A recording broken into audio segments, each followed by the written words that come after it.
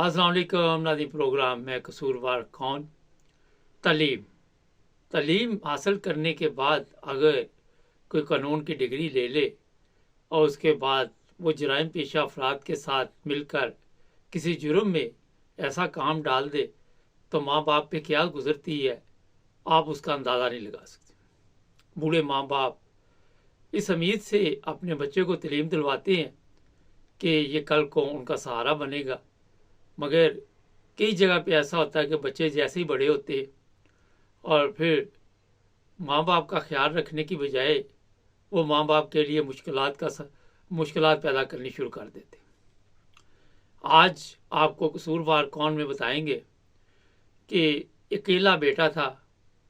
वो माँ बाप मुझे लिखते हैं कि हमने बड़ी मेहनत से उसकी परवरिश की और कोशिश की कि ये अच्छी तालीम हासिल करे और फिर एक वकील, जी हाँ, वकील बनने के लिए वो बेटा तैयार हुआ और वकालत का कोर्स शुरू किया। एक दिन पता चला कि इसके जो साथी हैं वो कोई अच्छे लोग नहीं हैं। जब माँ बाप ने उसे समझाया तो उसने ये बात मानने के लिए माँ बाप के साथ फिर नाराज़गी का इज़हार किया और फिर एक दिन उसने वालिद को कहा कि मुझे कुछ पैसे चाहिए।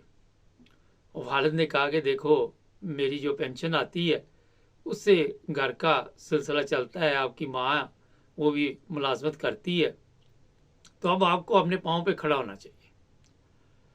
और ये रकम भी काफ़ी बड़ी थी।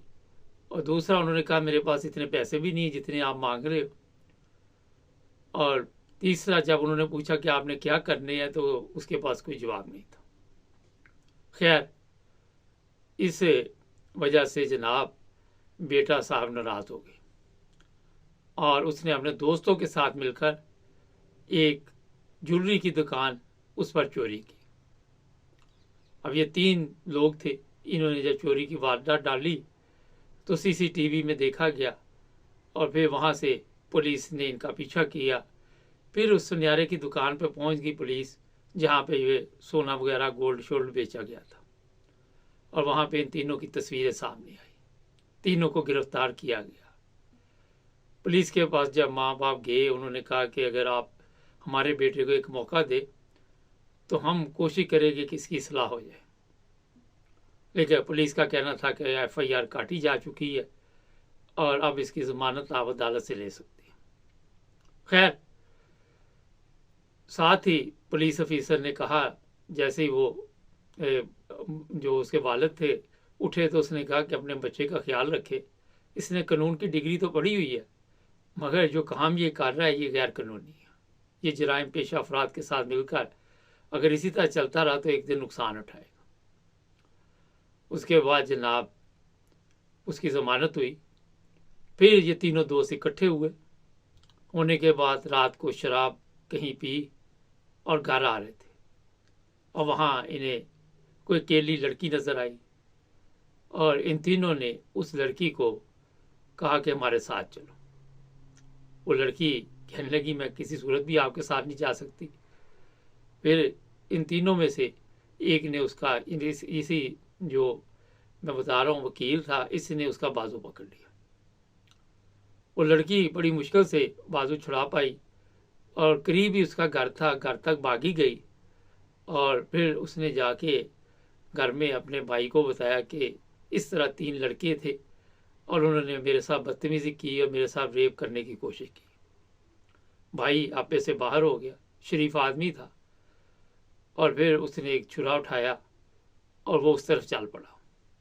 जो दूसरे 2 लड़के थे वो बाइक पर बैठ के निकल गए और ये वहीं पे था। और वो फिर उसके भाई ने लड़की के ने आके उसके पेट में छुरा डाल दिया। खैर, हॉस्पिटल पहुंचाया गया और फिर ये दोबारा एक दफ़ा बच गया, मगर वो जो शरीफ आदमी था वो जेल में चला गया। कभी कभी शरीफ जो बहुत आपने देखे हैं वो किसी जुर्म में मुब्तला भी नहीं होते, मगर मजबूर हो जाते हैं, गुस्से में आ जाते हैं, अपने गुस्से पे काबू नहीं। ज़ाहिर भाई था लड़की का। फिर उसकी भी ज़मानत होगी और अभी चंद माह गुजरे थे कि एक दिन बूढ़े माँ बाप को ये इतला मिली कि आपके लड़के को किसी ने कत्ल कर दिया।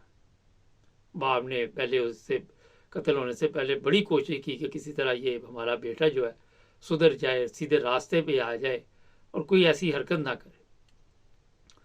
12 दफ़ा माँ ने अपना दुपट्टा भी उसके पाँव में फेंका कि देखो आप हमारे एक ही बेटे हो, हमारे बुढ़ापे का सहारा हो, और हम नहीं चाहते कि आप उन लोगों में बैठे जो जराइम पेशा अफराद है। अब आप भी एक मुजरम बन चुके हो। लेकिन उसका कोई असर नहीं हुआ। जो कानून की किताबें उसने पढ़ी हुई थी वो भी उस पर किसी किस्म का असर न कर सकी। और फिर जब माँ बाप को उसके कत्ल की इतला मिली, पुलिस ने आकर दी, तो उस माँ बाप पे क्या गुजरी उसका मेरा ख्याल है बताना यहाँ मेरे लिए तो मुश्किल है, मगर आप लोग समझ चुके होंगे कि जवान बेटे की लाश घर में आई और फिर माँ ने रो रो के बुरा हाल किया। बाप अलहदा परेशान था। नाज़रीन, कभी कभी आपके जो दोस्त होते हैं वो ऐसे मिल जाते हैं कि आपको ऐसी ज़िंदगी की तरफ ले जाते हैं जहाँ से आप वापस नहीं आ सकते। ऐसे नशे पे लगा देते हैं कि आप वापस आना चाहो तब भी वापस नहीं आ सकते। किस तरह माँ बाप अपनी औलाद की तरबियत करते हैं, किस तरह माँ बाप अपनी औलाद के लिए रात दिन मेहनत करते हैं, और किस तरह उनकी कोशिश होती है कि हमारा बेटा जो है वो एक बड़ा आदमी बने और हमारे लिए आंखों की ठंडक बने। मगर जब बच्चे रास्ते से भटक जाते हैं, अपनी ज़िंदगी तो तबाह बर्बाद कर लेते हैं जिस तरह अभी मैंने आपको बताया, लेकिन कई सवालात अपने माँ बाप के लिए भी छोड़ जाते। माँ बाप ये सोचते हैं कि हमने शायद किसी ऐसी कमाई के साथ इसकी परवरिश की। कई जगह पे वो कहते हैं कि कौन सी कमी पेश आ गई, मगर उनके पास जवाब नहीं होता। उनके पास कोई जवाब नहीं होता, कोई उनको जवाब देने वाला नहीं होता। आप सबके इल्म में है कि अच्छे दोस्त अगर मिलेंगे तो आपकी ज़िंदगी संवर सकती है। अगर ज़िंदगी में ऐसे लोग आपको मिल गए और आप एक अच्छी ज़िंदगी गुजार रहे हैं और भटक गए, तो मेरा ख्याल है कि फिर आपने अपनी ज़िंदगी तो बर्बाद की, लेकिन अपने वालिदैन के लिए, अपने ख़ानदान के लिए जो बदनामी का बायस बने और जिस तरह उनको तकलीफ़ पहुंची, मैं समझता हूं कि एक बहुत ही तकलीफ़ देह मरला होता है। ये बात इसलिए आपको बताई, बिल्कुल सच्चा वाक़या है। और जिसने उसको लड़के को कत्ल किया वो आज तक उनको पता ही नहीं चला किसने कत्ल किया। मकसद ये होता है हमारे प्रोग्रामों में कि कोई ना कोई सबक हासिल किया जाए। अगर आप देख रहे हैं कि आप भी इस तरह के हालात का शिकार हैं तो फौरी तौर पर अपने बच्चों पर ध्यान दें, उन्हें टाइम दें और उनके साथ दोस्ताना रवैया रखें। वरना जिस तरह मैंने भी ये वाक़या पेश किया, खुदा न खास्ता इस तरह का वाक़या पेश आ जाए तो उसके बाद जो माँ बाप होते हैं उनको भी जीने की कोई हसरत नहीं होती। हमारे चैनल को सब्सक्राइब कर ले, जुड़े रहें हमारे साथ ताकि और भी प्रोग्राम देखते रहें।